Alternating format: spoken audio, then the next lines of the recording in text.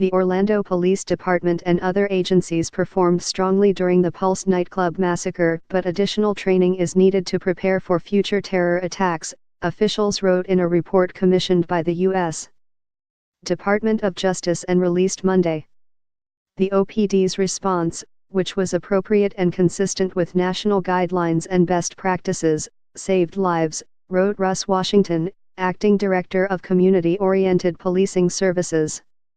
But many questions remain unanswered. Researchers wrote that they did not have access to the FBI's reports, crime scene documentation, classified information about the shooter, or potential law enforcement friendly fire.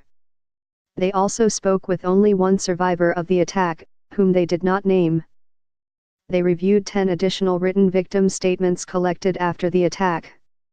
Only one survivor was willing to talk with us directly, researchers wrote.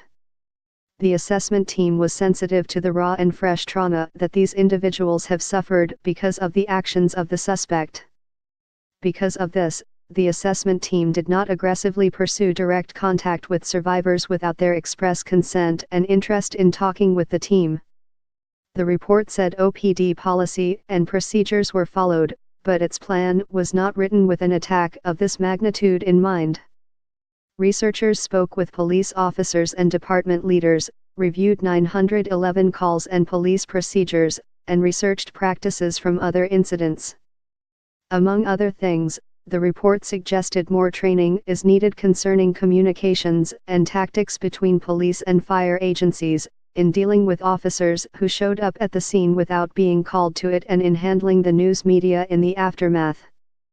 The DOJ's Office of Community-Oriented Policing Services commissioned the report from the Police Foundation to look into how prepared local law enforcement agencies were for a mass shooting, what strategies and tactics they used, and how officers are handling the aftermath.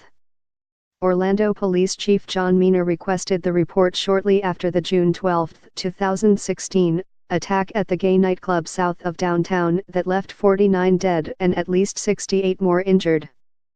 I have been the beneficiary of the deep knowledge and lessons learned from the after-action reviews following previous attacks across our nation, and I felt strongly that our experiences in the Pulse tragedy could be useful to others going forward, Mina said. There were similar reports published after the December 2015 attack in San Bernardino, California, that left 14 people dead and 22 injured, as well as police response to protests in Minneapolis. In his introduction, Police Foundation President Jim Boorman lamented another deadly shooting in Las Vegas. As I write this letter on October 2, 2017, the country is learning of yet another deadly shooting that occurred last night in Las Vegas, Nevada, Boorman wrote. It now has the dubious distinction of the worst mass murder on American soil since 9/11. At this moment, Las Vegas first responders are responding to a scene where at least 58 people were killed and hundreds wounded by a gunman who fired on a large crowd at a concert.